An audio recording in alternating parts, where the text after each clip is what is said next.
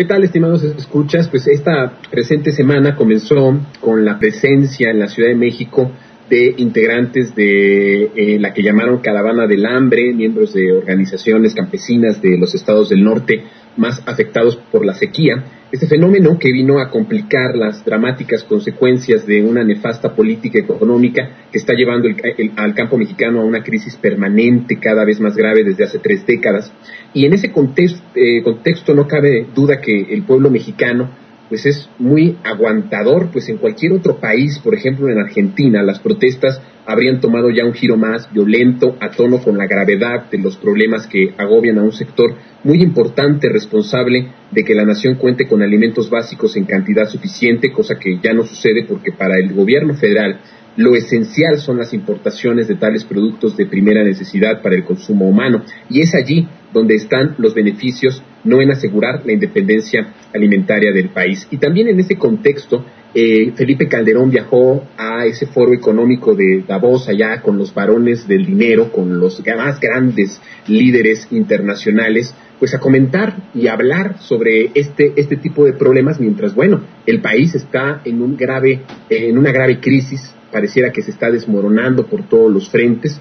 Ya los datos son desgarradores, como un porcentaje muy alto, alarmante, de nuestro país está en la condición de sequía absoluta, y según datos que también esta semana la propia UNAM publicó, hay un peligro de hambruna, literal hambruna, de más de 2.5 millones de mexicanos, lo cual pues es desastroso, tomando en cuenta que hay también más de 7 millones en una pobreza alimentaria a lo largo y ancho del país. Y precisamente queremos hablar de estos temas, contrastado, pero también con los temas de las mineras, con ese dato alarmante del 25% ya concesionado a empresas canadienses, que constituye también un saqueo literal también a la nación, el daño ecológico que provocan, y a través también de esto la consecuencia que tiene para la sequía y la consecuencia que tiene para la hambruna y la pobreza de ciertas poblaciones, sobre todo en el norte del país.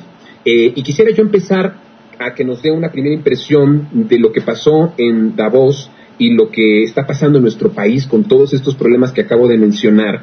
Y quisiera empezar, saludando a mi querido José Manuel, y que nos dé también su primera impresión sobre todo esto. ¿Cómo contrasta, José Manuel, el que Calderón va a la capital del dinero a nivel mundial, o por lo menos a nivel europeo, pero donde se hacen los grandes foros económicos, y también le dan ahí un premio de estadista global, y el país con estos graves problemas sin que se les esté verdaderamente atendiendo? ¿Qué nos puedes tú decir como una primera impresión de estos temas, José Manuel? Bueno, pues antes que nada, buenas noches a todos los compañeros de la mesa virtual y buenas noches a nuestros escuchas. Y bueno, mira, como primera impresión, pues está clara no vamos a decir burla, aunque implícitamente es una burla, pero estamos hablando de que las personas que otorgan este premio a Felipe Calderón pues son en muy buena parte los dirigentes o los promotores del sistema económico global, sí, que ha sido el que nos ha estado perjudicando de una forma muy alarmante a los mexicanos. Tú diste ahorita unas cifras pues que son prácticamente ya trágicas. Entonces, evidentemente hay un contraste muy grande entre premiar a una persona como un gran estadista cuando en realidad no es un gran estadista. Entonces nosotros podríamos cuestionar por qué ese premio de gran estadista, o quién se lo está dando.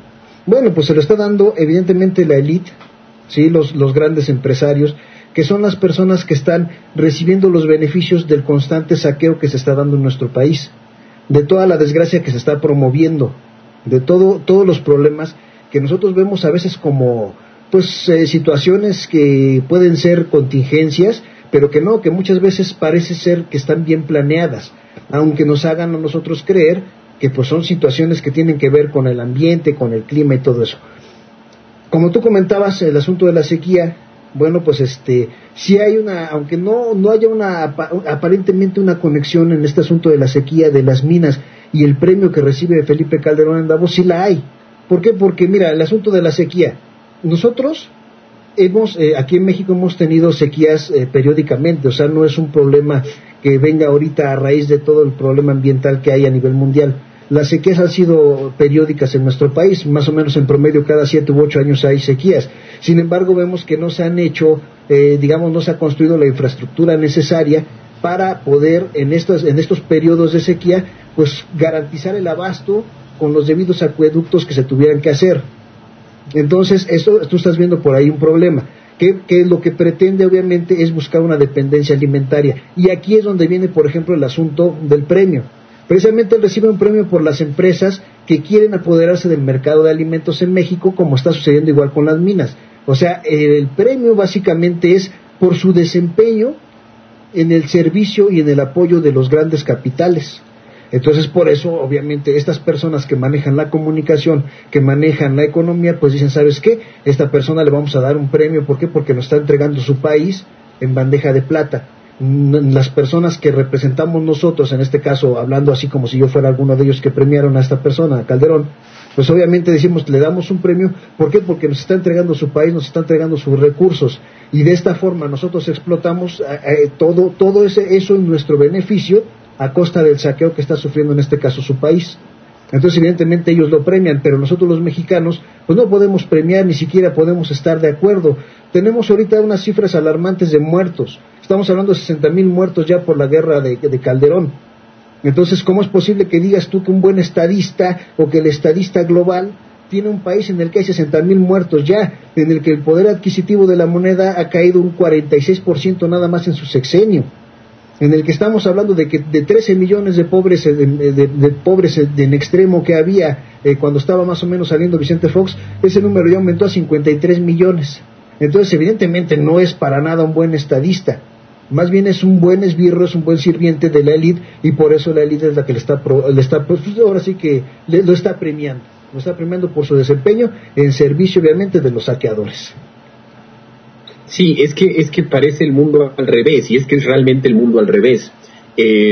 Premian a los asesinos, premian a los que han cometido genocidio, premian a todas estas personas, pero no van al país, no van a ver las situaciones de los pueblos, a ver la situación de las sierras, no van a ver las calles populares incluso del propio Distrito Federal, no vayamos a otros estados de la provincia, ¿no? Entonces creo que sí, es premiar, pues es parte de todo esto del mundo al revés, ¿no? De cómo los poderosos son los que mandan y los que escriben la historia como ellos quieren escribirla, y eso es algo alarmante. Quiero yo, sobre este mismo tema, sobre esta primera impresión de cómo le dan un premio allá a Calderón, y posteriormente pues tenemos todos estos datos, y en esa semana, mientras él estuvo allá, todos estos datos aquí en México alarmantes sobre por un lado, bueno, este problema de la sequía, este problema de la hambruna que no es de hoy, que tiene muchos años, que no es del PAN, que tiene también mucha consecuencia del PRI, de Carlos Salinas, de Ernesto Zedillo, grandes problemas en la cuestión alimentaria en nuestro país, eso hay que recalcarlo. Pero además también tenemos impunidad por un lado también, impunidad con respecto a las mineras, no hay justicia para los mineros, no hay justicia para los trabajadores mineros, que ya sea son explotados y a la vez también pues se les paga una bicoca, ¿no? Entonces yo quisiera también hablar sobre este mismo tema, pero que nos dé su primera impresión, y le doy la bienvenida a Marta, qué bueno que está con nosotros nuevamente, y que nos platique sobre esto, sobre este premio de estadista global, con el contraste de la sequía, de las mineras, de la situación de las mineras y de la hambruna y del campo que están muriendo. Hola, buenas noches a los que nos escuchan y a mis compañeros de la mesa virtual. Bueno, es interesante saber quiénes son los que acuden a este pueblo de alta montaña, que debe ser muy hermoso, ahí en Suiza, en Davos. ¿Y por qué le dan el premio a Calderón? A ellos no creo que les interese ir a los países a ver su situación real, ni nada, al contrario, lo que les importa son sus estados financieros y lo que les ha pasado, porque simplemente para saber quiénes van ahí, van unos 2,000 grandes banqueros y ejecutivos de conocidas transnacionales como Coca-Cola, Nike, que en pro del máximo beneficio económico están en el punto de mira de las organizaciones de denuncia de violaciones de derechos humanos por sus prácticas contrarias a la moral y a la ética. Y se reúnen ahí, y obvio, porque si ellos son los que dan el premio, violan los derechos humanos, ¿por qué no premiar a otro que también viola los derechos humanos y que está en la Corte Penal Internacional acusado de crímenes de lesa humanidad, a Calderón? Entonces me parece muy consecuente. Los socios estratégicos de Davos son los más importantes y están compuestos por 100 empresas líderes entre las que aparecen las que poseen los currículos más negros del mundo. Entonces, pues bueno, creo que es muy consecuente, no les importa. ¿Cómo no lo van a premiar si él ha concedido millones de hectáreas a empresas canadienses, estadounidenses para saquear nuestro país? Acaban de promulgar esa ley de asociaciones público-privadas donde aquí sí se va a dar lo que tanto decían de AMLO, que iba a expropiar nuestras casas. Aquí sí se puede dar, porque se puede expropiar, con esta ley se puede expropiar un bien, pero ni siquiera a favor del Estado, a favor de una empresa que casi siempre van a ser transnacionales. Entonces, pues bueno, creo que el premio es muy consecuente. No, quienes lo dan, los dueños del mundo, los saqueadores del mundo, se lo dan a uno de sus saqueadores menores, a uno de sus lacayos. Pues bueno, es muy consecuente. Algún premio tienen que darle, algún prestigio prestigio entre comillas, el mismo prestigio que a ellos les importa, el del dinero, el del saqueo, el de la explotación.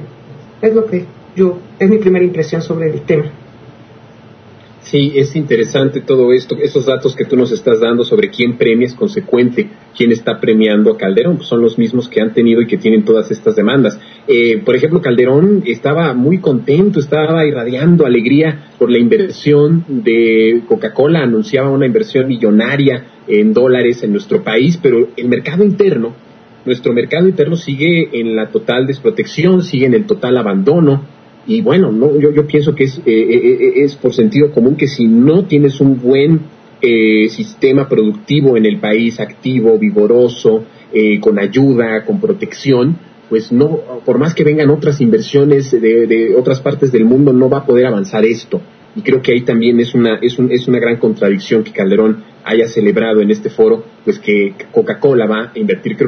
Yo creo que ese va a ser el gran logro del PAN y hasta lo van a repetir sus candidatos, ¿no? Que trajo Calderón una inversión millonaria de Coca-Cola, una de las empresas, por cierto, con más demandas, no solo en la cuestión de los derechos, sino también en la cuestión del nivel, pues de sus productos, ¿no? Y lo dañino que son para el organismo y para la salud. Creo que también es importante decirlo. Quiero darle la bienvenida a Odiseo, y también que nos diga cómo ve esta situación del estadista global, si se siente el orgulloso de que su presidente Calderón pues sea estadista global según este foro económico, contrastado con esta impunidad de las mineras, este saqueo, estos daños ecológicos, esta hambruna y esta crisis alimentaria que tenemos y que nos está, pues de alguna forma se nos va a venir el tiempo, ¿no? Se nos va a venir, todavía esto apenas está iniciando y las grandes consecuencias las vamos a ver viendo en los próximos, los vamos a ir viendo en los próximos días o en las próximas semanas. Pero ¿tú qué piensas, Odiseo?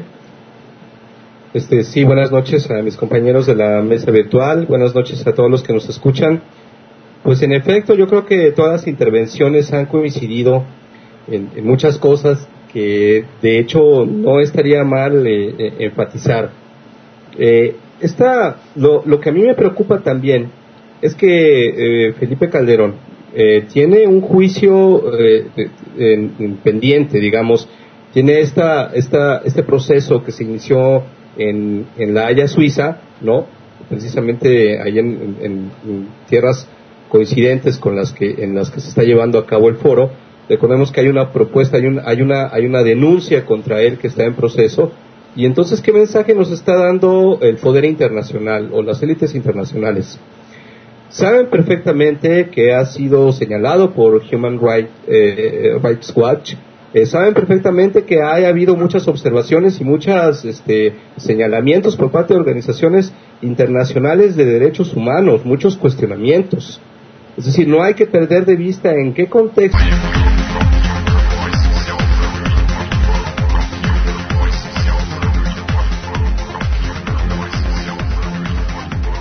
Tiradelodelbote.com.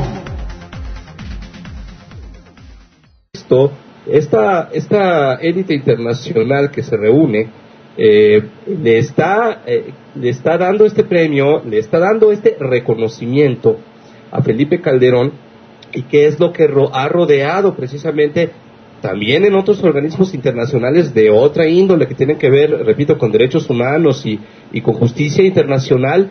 ¿Qué tratamiento le han dado a esta gestión? Y esto no coincide, hay una gran contradicción. Entonces, hay un mensaje aquí muy claro.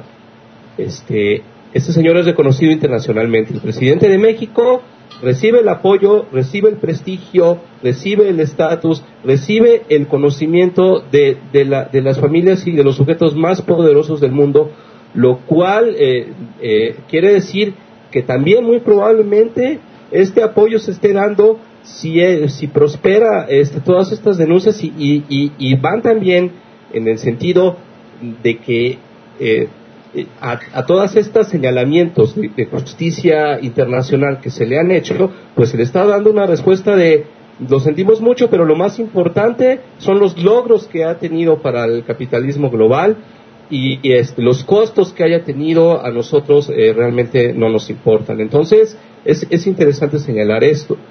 Y pues también cuando hablamos de injusticia social y cuando hablamos también de una violencia de Estado contra la población, contra una nación, pues estamos hablando también del abandono sistemático del cual ya habíamos iniciado hablando el programa pasado, y que tiene mucha razón José Manuel en este sentido. Y esto no se refiere solamente a una falta de eficiencia, a una falta de destreza política o económica por parte de los gobernantes, sino desgraciadamente creo que hay visos de que va a un plan intencional para de alguna forma socavar la soberanía alimentaria de México, y que esto precisamente pues tiene que ver también con el mensaje que nos están enviando las élites internacionales. Es decir, Felipe Calderón ha hecho un buen trabajo y sobre todo también nos manda el mensaje de que pues la tecnocracia priista y panista, este es el plan que ha tenido encomendado desde hace mucho tiempo en su relación con estas élites. Entonces el escenario, y ante lo que se ha hablado en Davos de la crisis mundial y la desintegración de la eurozona, el escenario es grave para el país porque se está reconociendo el daño que se le está haciendo, que le están haciendo sus dirigentes en su economía y sobre todo en la distribución de la riqueza y en el bienestar de sus ciudadanos, Jonas. Sí, es importante eso, es un buen punto, el espaldarazo que los poderosos, los varones del dinero, los varones de las empresas, también el poder político, le están dando a Calderón también con esto, y precisamente lo hacen en los últimos meses de su sexenio, cuando parece ser que también, tiene esta demanda, cuando se le está subiendo el tono a las protestas, ¿no? Ya vimos, por ejemplo, la semana pasada, es el inicio de una grave, Lilia Arellano escribía en EMET hace unos días, que es el inicio de de muchísimas más protestas que están listas y están preparadas para este 2012, ¿no? Y vimos que fueron miles y miles de personas las que marcharon, las que estuvieron ahí bloqueando, y que de alguna forma, hablan de cómo está la situación del país, pero también habla de cómo allá en Davos, pues es la cosa muy distinta, ¿no? Allá hay espaldarazo, allá la gente del dinero le está, como de alguna forma, como dice Odiseo, pues protegiéndolo o mostrándole su apoyo de alguna manera, lo que nos hace pensar que la denuncia en La Haya pues no va a prosperar. Ojalá y me equivoque. Vamos con la intervención también primero, dándole la bienvenida al Bote, que me da mucho gusto saludarle, y que nos comente pues cómo está. A ver si tú sí me dices si estás orgulloso de esta condecoración de Calderón, de estadista global, y cómo ves esta situación con el contraste con lo que está pasando en el país, que es muy, muy, muy tremendo y verdaderamente muy triste, Bote. Bueno, primero que nada, buenas noches a todos los que nos están acompañando. Y mira, Jonathan, yo te voy a decir una cosa. Le faltó decir a Calderón, así similar como cuando le dan un premio a un programa o a un noticiero televisivo, que acostumbran decir, todos somos un equipo, todos somos un equipo de trabajo, este premio es para todo el equipo de trabajo. Le faltó decir eso a Calderón. Y te voy a explicar por qué razón. ¿Sí? En términos del capitalista ambicioso vulgar, este gobierno de Calderón merece ese premio y mucho más. Y te voy a explicar por qué.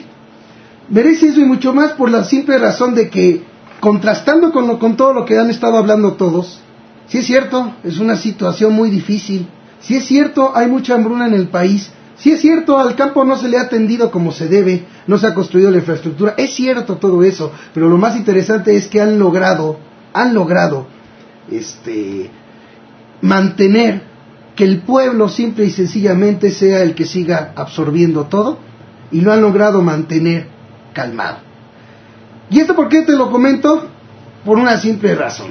porque es lamentable, dentro de todo, es lamentable para nosotros el ver cómo a pesar de la hambruna, pues todavía siguen millones de votos, de gente votando por el PRI, por el PAN, y no les importa. ¿Por qué? Porque hay un sentimiento apático, como ya lo he comentado muchas veces, en el que mientras a mí no me toque, que se amuelen los demás. También parte de ese equipo, así a ese pueblo apático, a ese pueblo que no vota, a ese pueblo de egoístas y de creciditos que simple y sencillamente al que protesta lo malven, a ese equipo hay que sumarle también una izquierda que se hizo modosita, cuatita.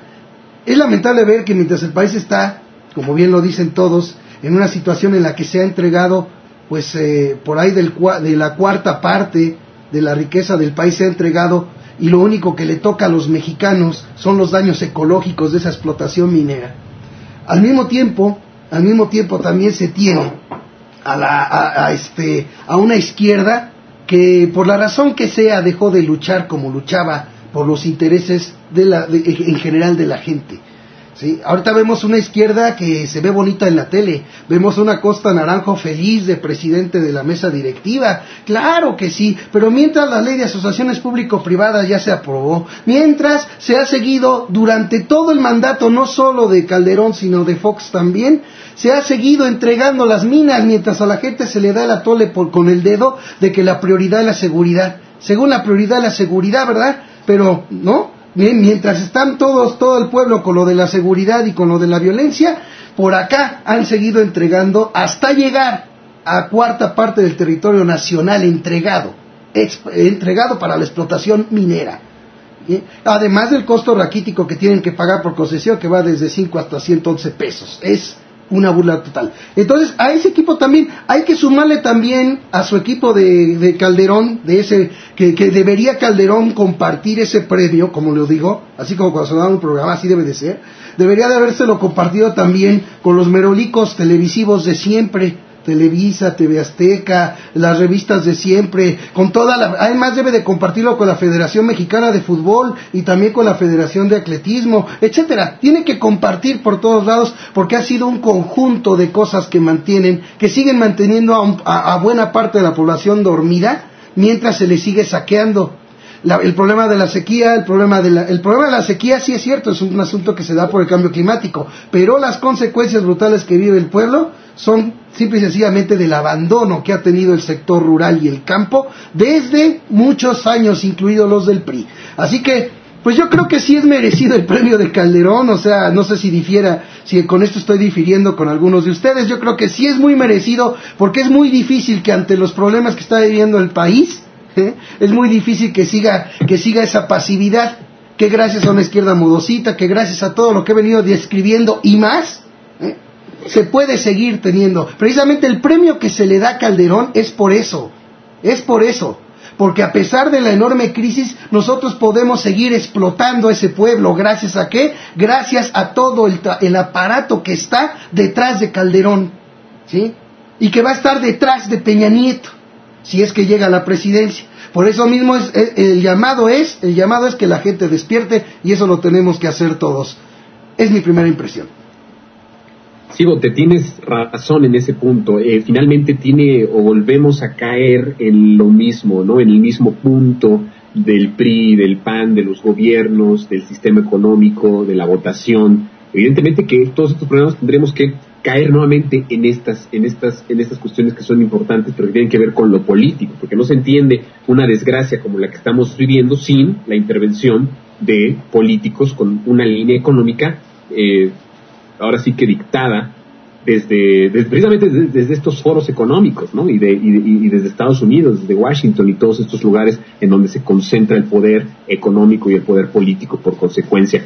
En esa coyuntura, hablando de la hambruna, hablando de todo lo que está pasando en el país, me viene a la memoria una película que yo creo que todos los que nos escuchan, o al menos la mayoría, fue por ahí en el año de 1973, que en el momento en el que se exhibió, fíjense, fue en el año 1973, estamos en el 2012, parecía de ciencia ficción verdaderamente, de espanto, pero que, pues de alguna forma, 39 años después, es muy realista. Su título en inglés fue Soylent Green, algo así como, bueno, aquí en México fue Cuando el destino nos alcance.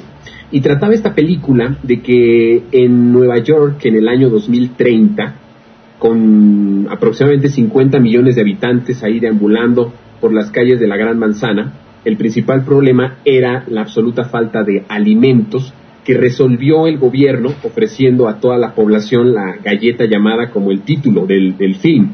Al final de la película se sabe que esta galleta está hecha de carne humana.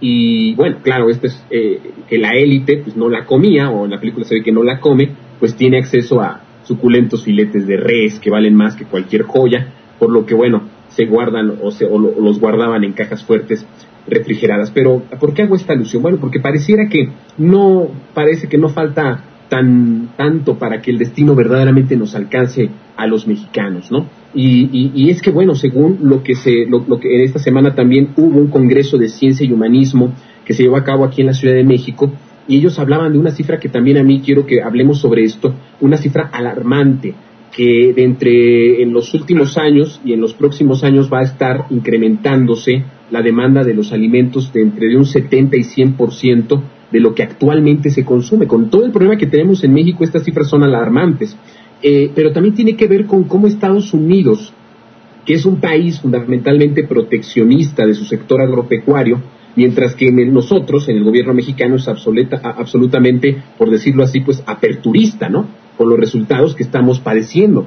Entonces, en ese contexto de cómo Estados Unidos sí está blindando su campo, cómo sí protege su campo, sí protege su agro, sí protege a sus productores, a su sistema, a su sector agropecuario, cómo va a subir la demanda de los alimentos y cómo aquí en México hacemos lo contrario a lo que ellos hacen y piden o imponen que otros países no hagan. En ese contexto, ¿cómo vemos, cómo está la hambruna, cómo está la situación del país? ¿Qué nos puedes tú comentar, Marta?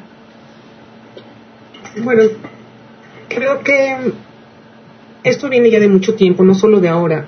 Es lógico que Estados Unidos tenga una política muy diferente dentro de su país a lo que tienen, lo que considera sus patios traseros, sus reductos propios, es obvio. Y en esto entra lo que tú hablas de los subsidios. Aquí desde siempre se han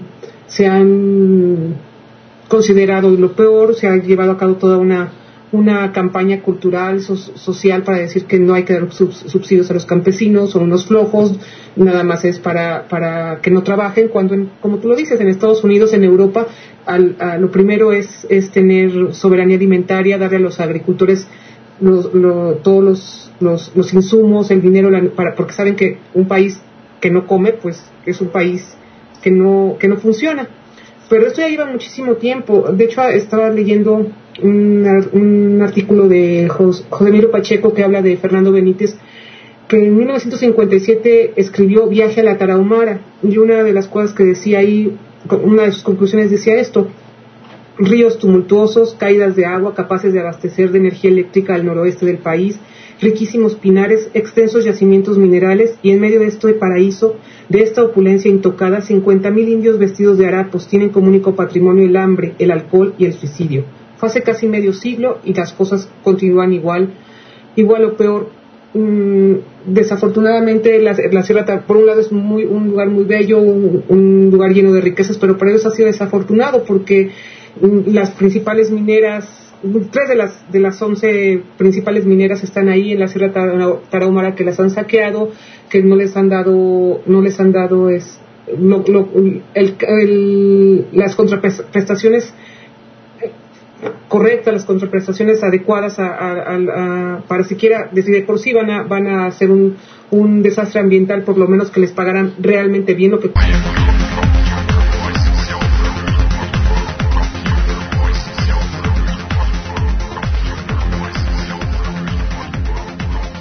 Tiraderodelbote.com. Cuestan las onzas de oro en la bolsa de valores, pero ni siquiera eso. Gracias al Tratado de Libre Comercio se abrió la minería, las empresas canadienses, estadounidenses se consideran nacionales y pagan realmente una bicoca, nada por las hectáreas por lo menos oficialmente pagan eso, quién sabe atrás, para permitir esas concesiones tan dañinas al medio ambiente, tan dañinas a la población. Quién sabe qué se embolsen los funcionarios aparte, porque estas empresas han sido ya muy estigmatizadas en varios países de Latinoamérica, de otras partes las han corrido, aquí no pasa nada. Entonces, pues bueno, esta hambruna no es producto solo de la sequía, es producto de años y de años de saqueo, de años de explotaciones, que sí, obviamente desde el Tratado de Libre Comercio y ahora desde Fox y Calderón, que siempre dijeron que ellos eran gobiernos para empresarios, pues bueno, se ha agudizado y pues estas son las consecuencias. 28 millones de personas en extrema miseria, con hambrunas, no solo en la Sierra Tarahumara, sino en gran parte del país, y siempre sufriendo los más explotados de siempre, los indígenas. Y pues bueno, eso es lo que yo tengo que decir. Sí, es una cuestión muy alarmante, pero también hay que ver esta posición, esta situación del lado político. ¿Cómo es posible que tengamos en ese contexto a Estados Unidos protegiendo su campo y no tenemos un presidente valiente, un presidente que tome la rienda del país, que sufra con los mexicanos lo que está pasando, con la mayoría de los mexicanos lo que están padeciendo, que en verdad vaya a las sierras, que vaya al campo, que vaya ahí, que se quede un mes internado ahí a ver si puede, si no le dan enfermedades por el agua que toman, por toda la sequía que tienen, y bueno, a ver si no se muere también de sed o no siente desesperación por tomar líquido, ¿no? Entonces, pero también tiene que ver con eso político, que el presidente no ha tomado, los presidentes que hemos tenido la iniciativa de ponerse enfrente de estas personas, y en vez de estar recibiendo una condecoración o estar recibiendo un título diciendo, oigan, es que no está siendo justo el trato que le estamos dando otros países a nuestro campo, mientras cuando ustedes sí están haciéndoles un trato preferencial, un trato de protección,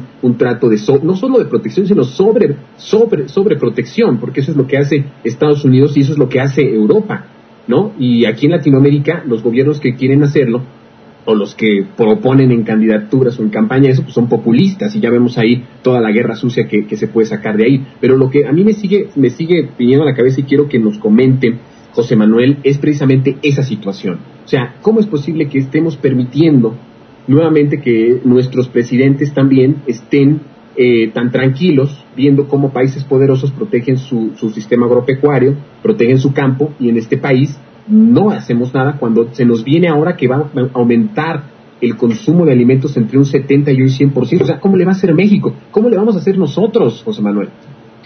Mira, lo que pasa es definitivamente el consumo de alimentos va a aumentar. Conforme vaya habiendo aumentos en la población, pues tiene que haber aumentos en el consumo. Ahora, también no sabemos realmente qué va a pasar. Estamos viviendo un periodo de mucha incertidumbre a nivel mundial, en el que no sabemos si la población global, pues en vez de sufrir un incremento, vaya a sufrir un fuerte, ahora sí que una disminución, porque pues hay muchos indicadores de que puede haber muchos conflictos a nivel global este año.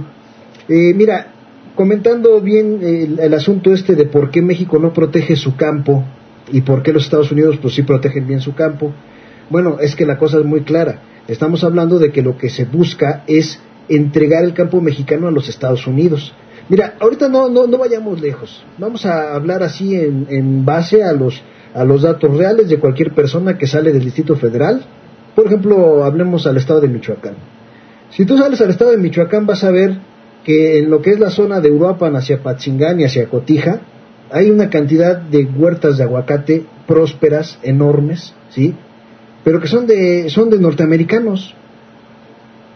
Y si te fijas allí, pues las huertas que son de los mexicanos, de los michoacanos, no tienen ni siquiera el acceso al agua, a las tierras más productivas.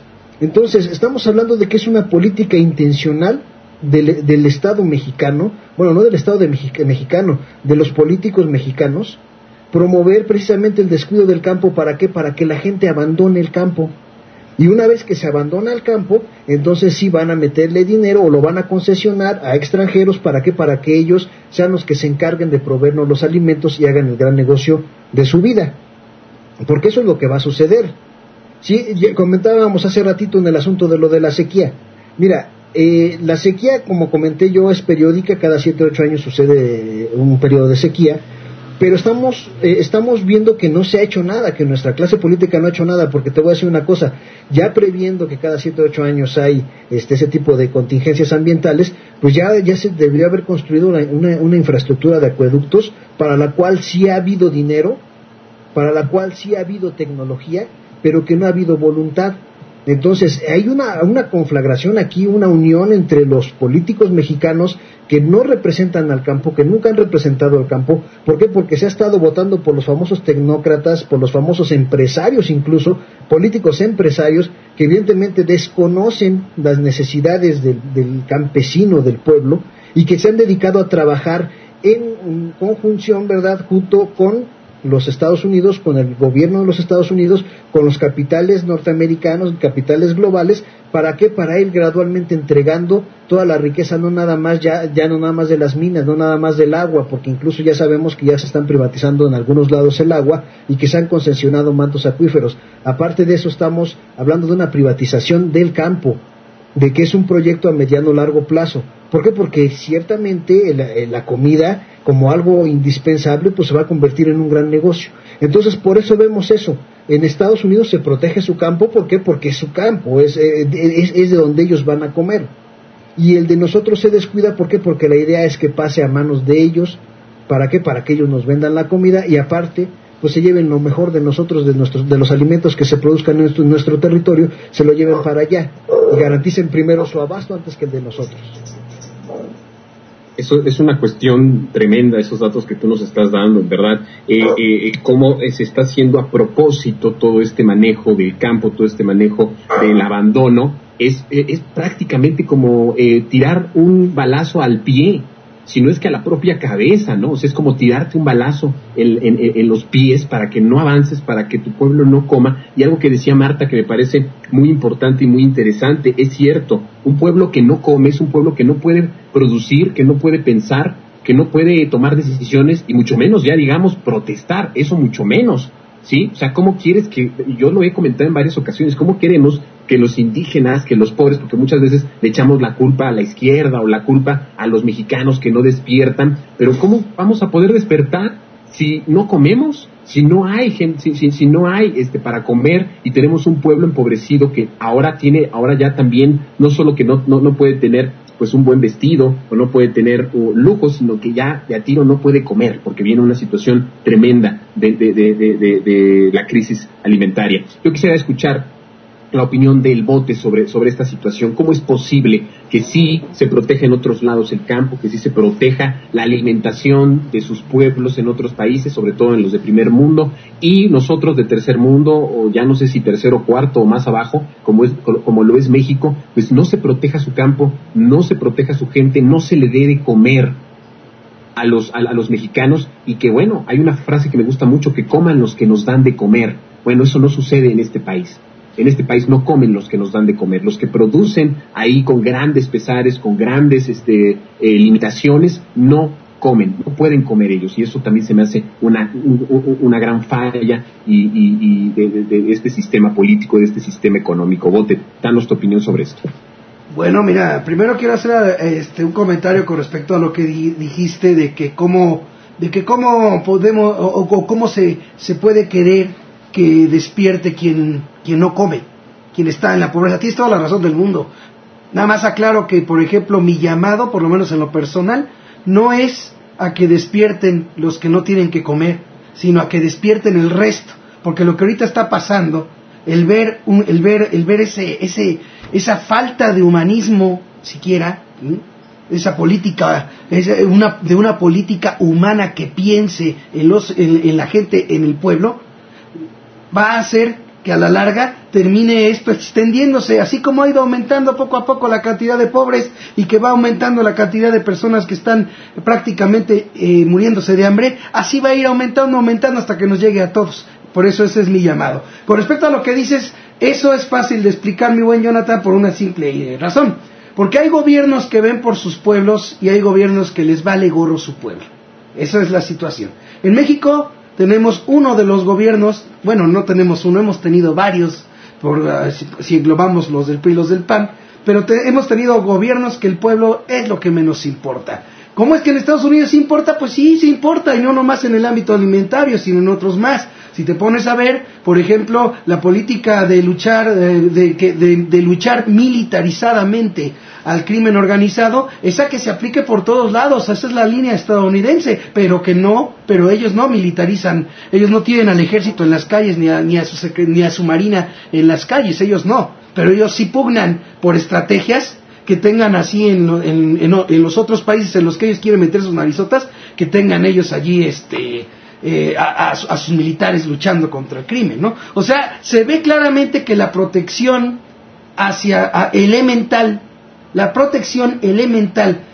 a su pueblo sí la tiene Estados Unidos y Canadá, ¿sí? Pero aquí en México lo que tenemos son políticos que lo que importa es hacer carrera política, es llegar al puesto y servirse con la cuchara grande, porque fíjate nomás, y no es muy bueno el asunto. Con 6 años de ser presidente te jubilas con pensión millonaria, con Estado Mayor cuidándote, con ejército cuidándote, en fin, o sea, con todos los lujos te jubilas ya de por vida, con 6 años de haber sido presidente. Que me hablas de senadores, también lo mismo, no a ese grado, pero también similar. Son 6 años en que se sirve con la cuchara grande de sueldazos, viáticos, etcétera. Y eso es lo que a la mayoría de la clase política de este país le importa. Eso es lo que buscan, llegar allí. Está más que demostrado con este problema de pobreza y de hambruna que hay en México, está más que demostrado que la mayoría de la clase política, sobre todo la derecha y también la izquierda que termina siendo cuatita, simplemente nos echa el choro de que quieren llegar para representarnos y para servir al pueblo, cuando en realidad lo que importa es llegar allí, porque allí está el sueldazo, allí están los conectes, allí están los business, allí están las relaciones para hacer negocio. Esa es la diferencia, ¿sí? Ahora, toda esta línea, todo esto que estabas hablando en la cuestión alimentaria, en la cuestión de la producción de alimentos, en la cuestión de que cómo le vamos a hacer, sí hay una manera de hacerle, y es que los mexicanos desde ya decidan por un gobierno distinto. Eso es lo que se necesita en este país, un gobierno distinto, ¿sí? ¿Por qué? Porque mientras siga el PRI y el PAN allí, ellos van a seguir allí por lo mismo, por el negocio, por el business, por la relación política, por la carrera política, porque los premien precisamente grupos como el Fondo Monetario Internacional o los de los foros de Davos o todo eso, porque al final de cuentas, nada más quiero decir de rápido, el foro de Davos no es otra cosa más que el que vamos a juntarnos para ver cómo le podemos seguir haciendo para que prevalezcan los grandes negocios de los potentados de arriba, a pesar de que se estén muriendo los pueblos de hambre. Eso es lo que hacen en el foro de Davos, que es muy distinto, por ejemplo, a otro tipo de foros, como el que se llevó también el del foro social. O sea, son distintos completamente. Pero aquí el asunto está, la clave de esto, mi buen Jonathan, es de que la gente en México busque la manera de evitar que sigan llegando a los puestos que conducen la vida política de esta nación, sí. Sigan llegando los mismos ambiciosos vulgares de siempre. Ese es el punto. Sí. Sí, y ese tema, precisamente vamos a ampliarlo en la siguiente pregunta para que nos comentes más profundo el tema del PRI y del PAN, porque evidentemente tenemos que ir a eso por unos datos que voy a dar en estos momentos, Bote. No sé si ya habías terminado o continúas. No, ya con esto dejo mi punto de vista por ahorita. Y ahorita lo alargas, lo puedes profundizar un poquito más. Yo quisiera nada más también escuchar sobre estos datos de que va a crecer la demanda de alimentos entre un 70 y 100%. Decía José Manuel, sí, es lógico, crece, sí es lógico, pero este dato no es lógico o no está en la lógica históricamente, no es el nivel que crece. No crece entre un 70 y 100% la demanda de alimentos en el mundo, y en este caso, pues en lo que le respecta a México, no sucede así. Es alarmante la cifra porque está fuera de cifra sobre las normales que crece año con año. En los próximos años vamos a ver que sí verdaderamente va a haber una demanda muy alta, no vista ya durante hace muchos años. O sea, histórico ese 70-100%. Por eso se alarmaba en este foro que se hizo esta semana, muy interesante, en la Ciudad de México. Y precisamente ahí se decía esta situación. Pero ¿cómo le vamos a hacer para garantizar, Odiseo, nuestra alimentación? cuando tenemos datos impresionantes también que se publicaron en EMED la semana pasada, en donde nos dicen que la desnutrición de los niños indígenas es del mismo nivel de Somalia o de otras áreas de África. O sea, son datos muy duros, son datos muy crudos, son datos muy fuertes, en donde se nos dice que ese mismo nivel de desnutrición, según expertos internacionales, por supuesto no los del Foro Internacional, no los de Davos, sino expertos verdaderamente profesionales de esto, como en Somalia, bueno, tenemos el mismo nivel de desnutrición en los niños que los niños de Somalia o de las áreas más...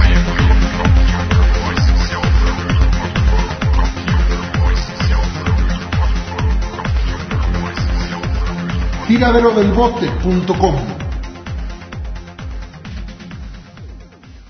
Más pobres de África. Esos datos son muy importantes, y de que en México no se está protegiendo el campo, no se está protegiendo nuestro sistema, y no se le está dando de comer al pueblo, y eso es muy interesante. Platícanos sobre esto en particular y después hablamos sobre la implicación política más adelante. Sí, bueno, en primer lugar quería hacer una aclaración sobre mi intervención anterior, en donde dije la Haya Suiza. La Haya está en Holanda, perdón por el dedazo verbal.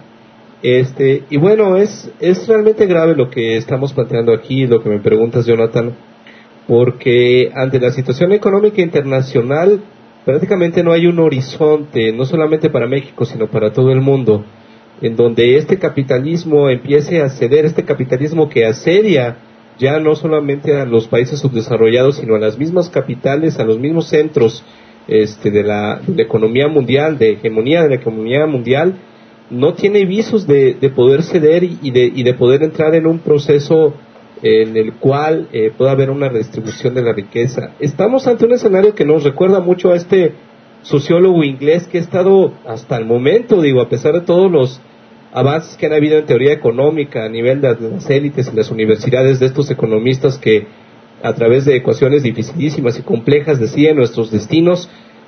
A pesar de esos avances teóricos, yo creo que y no nada más yo, sino varios expertos en la ideología neoliberal, en la ideología de este discurso doctrinario hegemónico que sostienen las grandes élites, se encuentra todavía latiendo la teoría de este economista inglés llamado Thomas Malthus, si mal no me acuerdo, por lo menos en el apellido creo no equivocarme. Malthus, recordemos que decía que la población crecía numéricamente, mientras que el alimento crecía de manera lineal, de manera numérica, cuando la población crecía de manera geométrica. Es decir, era un discurso de tipo demográfico en el cual se planteaba que siempre iba a haber un excedente de población con respecto a la capacidad de alimentación, y este discurso fue sacado pues desde el Imperio Inglés, es decir, desde uno de los grandes países del capital, y que ha implementado todas las políticas que han estado golpeando tan severamente la economía de los ciudadanos a nivel mundial. Y bueno, viéndolo así, ahorita nos encontramos, por lo que decía Jonathan, ante una actualización de este discurso. En realidad se dice que va a haber ya una demanda increíble de alimento, pero una demanda inusitada de alimento, y que por primera vez desde hace muchísimo tiempo teníamos que tener otra vez el problema de la alimentación. Entonces estamos en una situación muy grave. Y una cosa, lo que sí quiero enfatizar es, si no hay una justa redistribución mundial del alimento de manera real, matemáticamente demostrable, no podemos decir que esto realmente está sucediendo. Es decir, cuántos recursos hay concentrados en tantos círculos selectos y en tantos círculos de élite, mientras que la brecha social y la situación, por ejemplo, de los indígenas en México hace que comunidades, y también en todo el mundo, se suiciden. Hay comunidades indígenas que han dejado o decidido dejar de reproducirse. Hay comunidades indígenas que están a punto de la extinción alimentaria y que han tenido que intervenir algunos científicos y programas transgénicos para poder rescatarlos. Entonces, esta teoría malthusiana que tenemos en el escenario mundial, yo creo que nada más es un discurso técnico de justificación ideológica ante una tremenda desigualdad y una falsa distribución real de los alimentos, de los recursos a nivel mundial, Jonathan. Entonces, creo que la única manera en que México puede mejorar su situación es cambiando el modelo económico y por lo menos sostener de alguna manera las cosas como ya están, y si es posible, frenar precisamente concesiones y negocios internacionales en el campo mexicano que está, como todos hemos coincidido, intencionalmente abandonado por contrainsurgencia y por etnocidio también, Jonathan.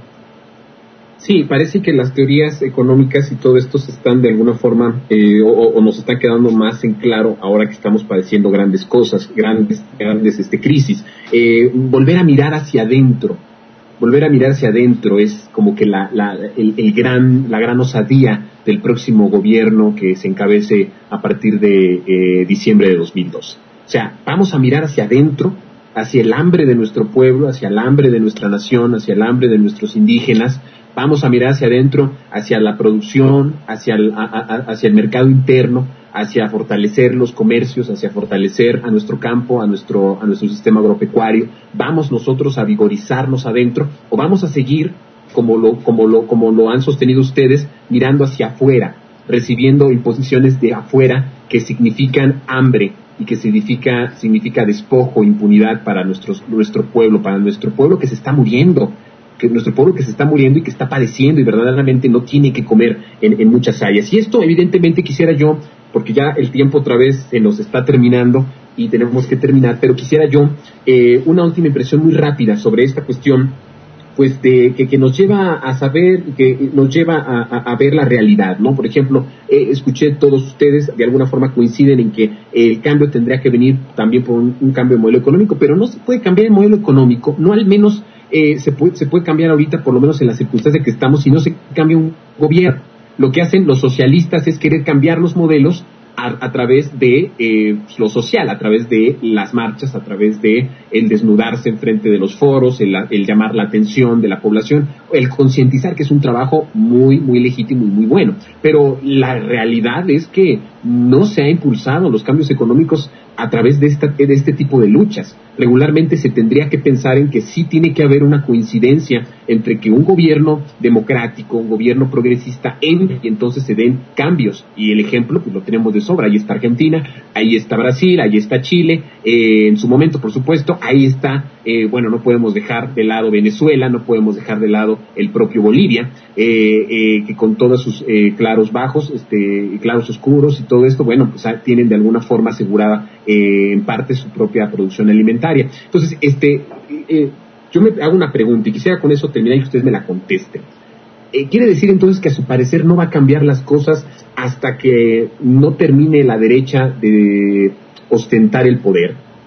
¿Quiere decir que hasta que no se termine la derecha, que es el PRI y el PAN, no vamos a poder ver en la agenda nacional verdaderamente el tema de la hambruna, el tema del hambre, el tema de la pobreza alimentaria?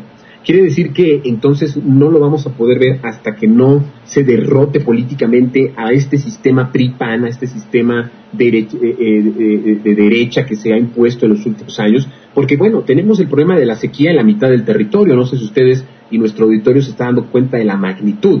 Estamos hablando que del centro a la frontera norte están afectadísimos, es una parte impresionante, es la mitad literal de nuestro territorio que está en la sequía y que provoca hambruna. Por otro lado, los desgobernadores priistas y panistas de Sonora, Chihuahua, Tamaulipas, Nuevo León, Durango, Colima, Sinaloa, San Luis Potosí, que también tiene sierras en la extrema pobreza, pues hicieron caso omiso a la cuestión de la sequía, igual que Calderón y que el propio director de la Comisión Nacional, incluso Álvaro Cepeda escribe sobre esto, de cómo ellos sí sabían sobre esta sequía, que sí sabían sobre estos problemas e hicieron caso omiso.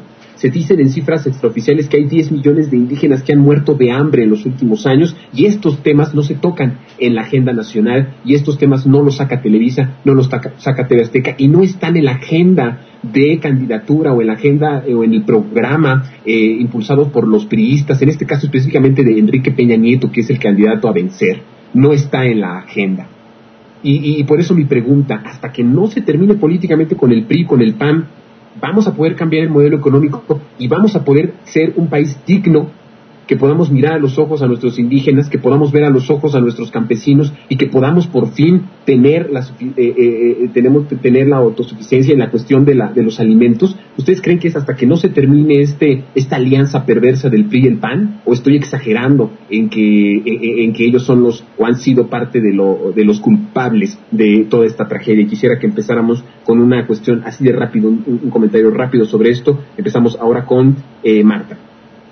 Bueno, pareciera que nuestra cercanía a Estados Unidos nos da un margen de maniobra, o más bien no nos da margen de maniobra y que no hay nada que hacer, pero no, yo creo que sí. Yo creo que sí tienes razón en el sentido de que es necesario cambiar todos estos gobiernos entreguistas, explotadores, a esta élite que se ha aprovechado de todas la visión de Estados Unidos, de la visión de las empresas ahora transnacionales, se ha beneficiado y necesitamos un cambio. Y lo digo, yo creo que sí es posible hacerlo, porque a pesar de que digan que Estados Unidos, que ellos son los que mandan, hay cierto margen, porque hace mucho tiempo yo leí a John Saxe Fernández, que relataba cómo en la época de la negociación de la deuda con Reagan, no me acuerdo, no sé si es en 82, en esa época, en la negociación de la deuda, sí, se reunieron los funcionarios mexicanos con estadounidenses, y que uno de ellos, no me acuerdo cómo se llamaba el secretario especial, no me acuerdo, pero tiempo después relató sus memorias. Y decía que le impresionaba que ellos, pues bueno, él venía, los funcionarios estadounidenses vinieron a México o se vieron con sus contrapartes mexicanas para tratar de llegar a un acuerdo, una negociación de la deuda, a ver qué pasaba y todo. Ellos obviamente tenían que trabajar en favor de Estados Unidos, pero ellos les impresionaba que los funcionarios mexicanos no pareciera que estaban trabajando a favor de México. Decían, el secretario de Estados Unidos decía, nosotros estábamos dispuestos a negociar, a ver qué pasaba, a darles a que ellos impusieran ciertas condiciones, pero ellos no hacían nada, nos daban todo en bandeja de plata. Estaba asombrado realmente. Eso es muy triste, muy indignante, porque todas ese tipo de negociaciones son lo que han provocado las consecuencias tan nefastas. Pudieron haber tenido un trato mejor para la población mexicana, pero no, le entregaron todo. Y que lo diga un mismo funcionario de Estados Unidos es muy grave. Por lo tanto, yo creo que sí es necesario cambiar a las personas que están manejando las políticas de nuestro país. Una persona que no quiera entregar así como así nuestros recursos, que no quiera dar todo, que defienda un poco, siquiera un poco, como dicen como dijo este secretario, nuestros bienes, nuestros activos a la población, para que no estemos en esta situación de 28 millones de personas en extrema miseria, que no tienen que comer y que va a ser todavía peor, que no nos vengan a saquear. Yo creo que sí es necesario un cambio político. El PRI y el PAN ya demostraron que no pueden nada, que no saben, o sea, no, que sí saben, pero saben para su beneficio propio y para beneficio de las élites internacionales. De hecho, las élites internacionales lo han dicho, en secreto, obviamente, que no necesitan ni siquiera invadir un país, simplemente conquistar a ciertas élites nacionales para manejarlas y hacer lo que ellos quieran. No necesitan nada más, ni siquiera, no es necesario otra cosa. Entonces yo creo que sí, como tú dices, es necesario un cambio político para que se transforme este modelo que nos ha hecho tanto daño. Sí, creo que es importante. Coincides entonces con esta pregunta. O sea, si cambiamos al PRI y PAN, ¿puede haber un cambio en lo económico? Yo creo que, bueno, tú respondes que sí. Y lo digo porque, bueno, quisiera la opinión de los demás, pero ahora en este contexto, no sé si se acuerden del exgobernador Duarte, aquel de Chihuahua, que tenemos otro allá en Veracruz, cuando salió toda esta situación de lo que los indígenas, los rarámuris estaban suicidando y todo eso, de inmediato sale el priista, ¿no?, a desmentir, ¿no?, y diciendo, no, los tarahumaras no se están suicidando de hambre, ¿no?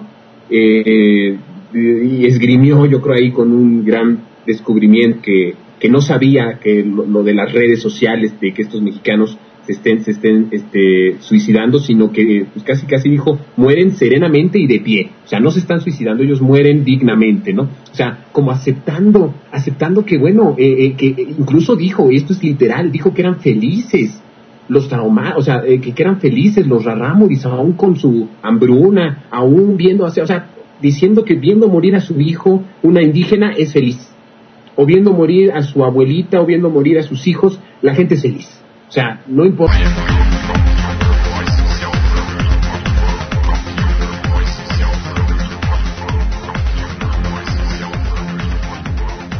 tiraderodelbote.com.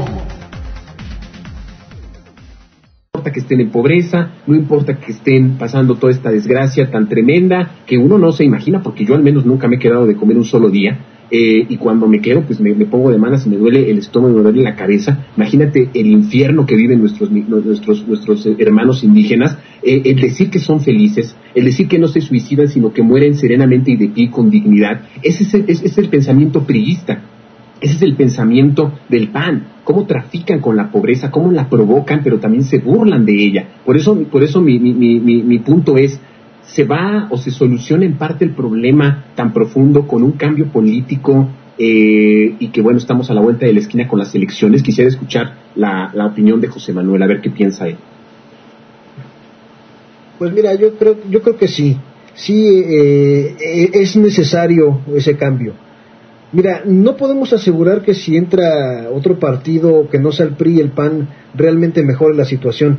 No lo sabemos hasta que realmente haya ese cambio. Lo que sí sabemos es que tanto PRI como PAN, en todo el tiempo que han llevado ya gobernando, que han sido prácticamente, pues ahora sí que dueños de México, en todo ese tiempo no han hecho nada bueno, por lo menos para la mayoría. No han hecho nada bueno. Entonces sí podemos nosotros suponer que un partido que llegue con nuevos bríos, con pues un deseo de quedar mejor con la población, que lo apoye, que lo lleve al poder, en este caso hablamos de la izquierda, pues sí podemos suponer que va a mejorar la situación, pero yo creo que esta situación va más allá propiamente de lo que es nada más la política como la conocemos. Yo creo que la única solución a esto es entender dos cosas. Una, que hay bienes como la comida, el agua, el aire, que son bienes que no se pueden cuantificar en dinero porque son indispensables para vivir. O sea, no es posible que me digas tú que una persona no tenga acceso al agua, a la comida porque no tiene dinero, porque entonces estás atentando contra sus derechos humanos. Entonces, y la segunda, bueno, que efectivamente el valor comercial puede seguir rigiendo muchas cosas, pero siempre y cuando esas cosas no sean de primera necesidad. O sea, estamos hablando de que es un automóvil, de que una casa con alberca y ese tipo de cosas, pues sí, las comprará quien tenga para comprarlas, pero en el caso de comida y agua, aunque la gente no tenga dinero, debe de recibirlas. Y yo creo que una política que realmente comprenda esa situación y que realmente respete los derechos humanos, tiene que garantizar el alimento, tiene que garantizar el agua, la vivienda y el vestido. Aunque hablemos de una vivienda, si tú quieres, muy modesta, muy pequeña, que hablemos así de un lugar donde se puedan meter varios indigentes, pero que tengan un techo. O sea, esas cosas no pueden estar sujetas a un valor comercial. Ya lo demás, bueno, pues efectivamente la persona que quiera acumular, que tenga esa capacidad de hacer mucho dinero, por la buena o por la mala, que le sobre el dinero y que quiera comprar cosas, pues que lo haga, pero que eso no repercuta en el malestar o en el sufrimiento de las personas que no tienen dinero. Entonces yo creo que lo principal es eso, diferenciar qué cosas pueden ser consideradas como lujos y esas darles un valor comercial, y qué cosas no pueden tener un valor comercial porque son cosas indispensables, que cualquier persona que carezca de esas cosas pues evidentemente se va a morir, y eso quiere decir que el Estado no tuvo la capacidad de respetar en lo más mínimo sus derechos humanos y su propia vida. Pero ese punto, Manuel, es muy importante. Creo que le atinas a un punto que sí es muy importante. Y no solamente es que no le respeten sus derechos, sino que por no garantizárselos están muriendo. Y eso entonces es un crimen, y entonces tendríamos aquí que juzgar no solo a Calderón. Por eso a mí me da mucho coraje, y en algún momento cuando debatí esta situación me dijeron que defendía a Calderón, y no es que lo defienda. ¿A qué voy? Hoy todo el mundo quiere juzgar a Calderón por los 60,000 muertos, que queramos o no, son muertos entre narcotraficantes, por supuesto, pero sí hay narcotraficantes, sí hay personas que se dedican a hacerle el mal a otras personas, y entre otras, por supuesto, que son inocentes, que son niños incluso, y que son jóvenes, que no tienen nada que ver y que se les han criminalizado. Pero vamos a llevar a Calderón a que se le juzgue por genocidio, pero no tocamos a Salinas, pero no tocamos a Cedillo, ya no digamos a De la Madrid, porque ese señor se está muriendo, no sé si ya se haya muerto, pero no sabía yo. O sea, a lo que voy es, no llevamos también a Salinas y a Cedillo, que son los responsables de estos tratados de libre comercio, que fueron un tratado que prácticamente asesinó y está asesinando a millones de mexicanos también. Por eso a mí me da coraje que solo vayamos con Calderón y no voltemos a ver a Salinas y no voltemos a ver a Zedillo, que son parte de los que iniciaron toda esta estrategia asesina de no solo negarle los derechos, sino al no negárselos, cuántas personas o cuántas gentes han muerto. En este caso, según datos extraoficiales, decía 10 millones de indígenas en los últimos años por la cuestión del alimento. Solamente por eso, no hablemos de otra cosa, no hablemos de enfermedades, no hablemos de otras cuestiones, sino nada más por la cuestión del alimento. Por eso a mí me viene a la mente, si cambiamos al PRI y si cambiamos al PAN, ¿vamos a verdaderamente tener un cambio o me estoy haciendo una falsa ilusión? Porque las cosas tendrán que seguir así, porque se nos impone desde Estados Unidos. Bote, ¿tú qué piensas? Mira, yo de entrada lo que pienso, respondiendo a lo tuyo, es que, mira, el problema de fondo inmediato que debe de hacerse no solo en México, sino en todo el mundo para arreglar las situaciones de hambruna, de falta de alimento, de pobreza extrema, empezando por la de los alimentos, es que se acabe la especulación. En el caso de México, mientras siga el PRI y el PAN, pues la especulación no se va a acabar, Jonathan, porque hace falta. Porque para que se termine la especulación se debe de cortar de tajo de que en el gobierno haya a quienes solamente les importa el negocio, les importa el dinero. O sea, de ahí nace el que se siga permitiendo la especulación. Una de las ideas que plantea mucho, que se ha venido dando en el país, es que ante los problemas de la escasez de alimentos, de una u otra manera se está abriendo la puerta a la importación. Y yo lo venía comentando desde el programa anterior. A muchos productores no les estará yendo de la patada y no tendrán para sacar adelante nada, pero los que especuladores son los que están muy bien. O sea, el problema es la especulación y sigue siendo el negocio el problema, al margen de lo que se trate, porque si tú por ejemplo lo planteas la derecha PRI-PAN, pues sí, pero también vemos que en la misma izquierda también hay los mismos que lo que les interesa es el hueso, es el puesto político, y que en realidad no les importa la lucha social. Esa la usan de puente para llegar al puesto político. Entonces, ese es el problema. El chiste es que haya un cambio de fondo, ¿sí? Que cambie de fondo todo. No es cuestión de decir, mira, fíjate que si se acaba el PRI y el PAN, pues órale. Pues eso lo podríamos creer si no hubiera, por ejemplo, en el PRD gente como los chuchos, gente como el señor Acosta Naranjo, que ahorita lo vemos muy bien, a pesar de que se haya pisoteado al Estado laico. Entonces, ese es el problema de fondo. El cambio, lo que va a solucionar los problemas es que cambien de fondo. El problema alimentario se arregla acabando con la especulación, pero no se puede con quienes la han tolerado, con quienes la han permitido y con quienes de una u otra manera tienen relación con los especuladores. Pues eso nunca se va a acabar, mi buen Jonathan, así de fácil y de lógico. Entonces, en esta coyuntura de lo que estaba hablando José Manuel con respecto a la enorme cantidad de muertes, a esta enorme pobreza que también tú comentabas, por favor, lo que se necesita en los pueblos del mundo que están padeciendo problemas es que haya gobiernos auténticos del pueblo y para el pueblo. Eso es lo que se necesita. Se necesitan cambios de fondo, se necesitan cambios estructurales muy serios.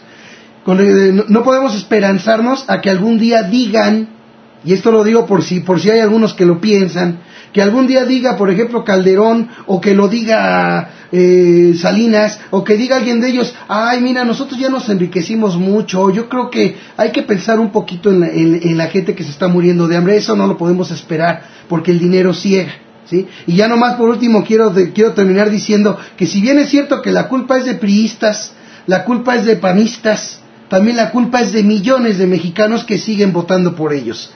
Hay mucha culpa en muchos, pero por eso es importante que despertemos al lado que podemos despertar, al lado ciudadano que de una u otra manera o vota por el PRI o vota por el PAN o no le interesa votar o hace caso de tarugadas de voto nulo. A esos es a los que hay que buscar convencerlos de la importancia que tiene que en serio participen y que de veras voten, pero por un cambio de fondo. Eso es lo que yo puedo concluir. Sí, es un tema muy importante y fíjate, paradójico, incluso es una cuestión ahí muy triste. Los estados en donde se está afectando mucho ahorita la sequía y la hambruna e incluso la violencia, y se está recrudeciendo estos dos temas de violencia y ahora la sequía y la hambruna, son estados que tienden a votar por el PRI o por el PAN, ¿no? Es una cuestión ahí que de alguna forma sustenta esta teoría de voto de que también las personas que votan por el PRI y por el PAN también son parte culpables de alguna forma o de alguna forma corresponsables más bien de la situación. Creo que sí, a lo mejor es un poco radical, pero hay algo de razón cuando ves que estos son los estados en donde siempre se vota contundentemente por el PRI o por el PAN, no hay de otra. Bueno, quisiera ya para terminar esta línea, Odiseo nos dé su punto de vista sobre esta cuestión del cambio político. ¿Qué tanto el cambio político puede beneficiar lo mal que estamos en el campo, lo mal que estamos en nuestro mercado interno, lo mal que estamos con nuestros indígenas, lo mal que estamos en el campo y lo mal que estamos con estos problemas de la sequía y, como decía también Juan Manuel, sin que se hiciera ningún proyecto de infraestructura que de alguna forma lleve de alguna forma a lugares como Tabasco, donde la gente se muere ahogada, que lleve esa agua al norte, en donde se mueren pero por no tener agua, ¿no? O sea, este tipo de cuestiones, que el cambio político significa sí un verdadero cambio en beneficio de las grandes mayorías, o a lo mejor solo es una ilusión de parte de nosotros. Odiseo, ¿tú qué piensas? No, definitivamente hay evidencia histórica, evidencia económica de que ideológicamente y también en otros aspectos, y lo toqué en algún programa, es decir, si uno revisa los puntos doctrinarios del PRI y del PAN, es decir, el sistema de ideas, el sistema de creencias que dieron origen a esos partidos, el sistema de creencias que lo alimentan, su forma de ver la vida, su forma de ver el mundo, su forma de ver las jerarquías, encontramos que se reflejan perfectamente en las políticas tecnocráticas que han llevado al país a la situación actual. Entonces, está comprobado. Esto es históricamente, hay evidencia y hay puntos muy importantes que justifican esta visión de que sí se encuentra en su desarrollo y en sus gobiernos de estos dos partidos, de esta élite tecnocrática, las razones cruciales de la crisis económica permanente que ha vivido nuestro país desde hace muchísimo tiempo. Y por otro lado, esto lógicamente nos lleva a pensar, y aquí concateno con mi anterior argumento, con mi anterior intervención, el cambio en el modelo económico. Y con cambio en el modelo económico me refiero a un factor interno, me refiero a una serie de medidas que tengan que ver con regulaciones y que tengan que ver por lo menos con una remesa de la riqueza, con un cambio de los sistemas de poder. Es decir, no podemos asegurar que un gobierno alternativo, que un gobierno diferente a la línea tecnocrática priista y panista vaya a dar las soluciones inmediatas y absolutas y rápidas a problemas que ya vienen desde hace muchísimo tiempo y que radican en siglos en nuestro país. Pero sí es un inicio, es el inicio muy probable de un proceso que, si empieza a dar resultados, también puede impactar en la gente, también puede impactar en un cambio de percepción ante la política por parte de la población. Y este modelo económico pues solamente lo puede dar una alternativa y un discurso que realmente confronte a los puntos medulares de este poder opresivo económico y político que ha estado golpeando a nuestro país. Entonces, reitero, hay evidencia histórica de que sí, aparte de que, bueno, también hay como tú dices, una corresponsabilidad por parte de los votantes. Hay una evidencia histórica de que sí son estos dos partidos y de que sí son estos sistemas económicos los que han originado nuestro estado deplorable, y eso nos lleva también a la evidencia de que un cambio en el modelo económico nos ofrece por lo menos una alternativa, una esperanza, una apertura, sí, hacia una nueva perspectiva de las cosas, actuando sobre los puntos que hemos estado hablando, que el bote, tú, Jonathan, y también José Manuel y Marta han estado enfatizando durante todo el programa. Sí, entonces coincidimos en que un cambio político bien sí ayuda a que se vayan mejorando poco a poco las cosas de cómo las estamos viviendo, ¿no? Porque hay cosas que sí han sucedido y han desgraciado al país por no tomar decisiones políticas correctas, o por más bien tomar decisiones políticas subordinadas a intereses empresariales y mundiales transnacionales. Eso creo que es muy importante. Un tema sin duda muy interesante, muy importante, que habíamos dejado pendiente la semana pasada. Hay otros más, estimados escuchas, que se nos están quedando aquí en el programa. Tendremos que hablar también de la candidatura esta de Mancera, de las palabras de Sicilia sobre...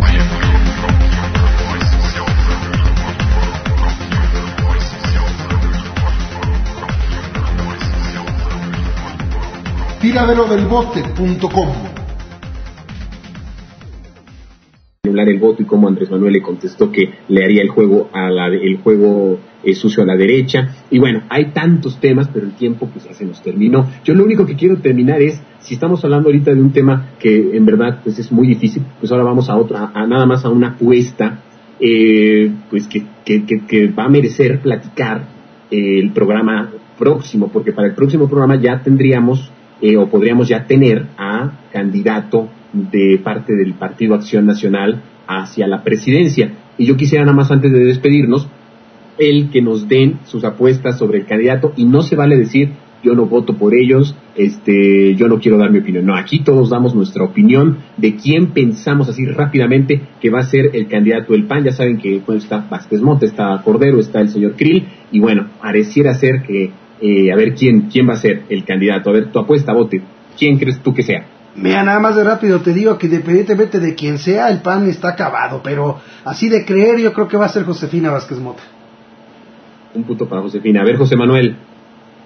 Pues yo creo que va a ser Ernesto Cordero, Ernesto Cordero. Marta. Yo creo que... Cordero también. Cordero. Odiseo. Josefina Vázquez Mota, yo. Tú, Jonathan. Vázquez. Yo pienso que va a ser Josefina Vázquez Mota también. O sea que estamos hablando de que la única persona que piensa que va a ser Cordero es José Manuel. Todos los demás pensamos que va a ser... No, yo también. No, Marta también. Marta okay, también. José Manuel y Marta dicen que Cordero. Ajá. Bote y Odiseo y su servidor dicen que Josefina Vázquez Mota. Ya lo veremos, porque tal parece que el próximo domingo ya podríamos... De hecho, el próximo domingo, más bien el próximo domingo es el 5 de febrero, ahí es el día de la elección, entonces lo podemos comentar nosotros en el programa lunes, en Yo Libremente Opino, sobre los resultados. Así que bueno, vamos a ver, ahí está la apuesta. Bueno, por nuestra parte ha sido todo a nombre de Odiseo, a nombre de Marta, a nombre de José Manuel, del Bote, su servidor Jonathan Pérez, al frente de la conducción de este programa. Le agradecemos su compañía, esperemos que nos haga el favor, no le cuesta nada distribuirlo, pasárselo a sus 300,000 seguidores, o a sus 400,000 seguidores, o a sus 10, 20 seguidores que tenga. No le cuesta nada pasarle el link de esta grabación, el link de este audio. Es importante concientizar a la gente, es importante que la gente sepa cuál es la realidad del país y que sepa el análisis concreto de lo que está pasando en nuestro país. Si no hay un análisis concreto, no vamos a poder tener las opciones de cambio, no vamos a poder tener alternativas para que cambien. Así que esperemos que este programa abone, como es nuestra intención, a la cuestión del debate político, que genere un cambio, que genere una concientización orientada a que las cosas cambien, porque el país se nos está yendo entre las manos, el país está postrado y bueno, tenemos que seguir. Marta. Sí, nada más quiero, por algo que hablaste de las declaraciones cínicas del gobernador de Chihuahua y lo que dijiste que, bueno, en realidad nosotros nunca hemos tenido hambre. No sé si me permitas terminar con una cita de un premio Nobel noruego en literatura, Knut Hamsun, que escribió 2 libros muy buenos que se llaman Hambre y Pan, donde él vivió esa hambre. Nada más es un párrafo chiquitito sobre el hambre que él vivió. Con esta frase de Marta terminamos. Adelante, Marta. Tenía hambre, el hambre me hacía delirar, estaba ebrio de hambre, mi miseria no tenía fin. Ojalá y tuviera un poco de hambre de pan para llevarme a la boca. Ojalá y hubiera una manera de poner fin a todo esto. Deseaba tanto morir, me había despojado de todo, me han hecho más miserable de lo que era. Con esto terminamos, muchas gracias, hasta la próxima semana.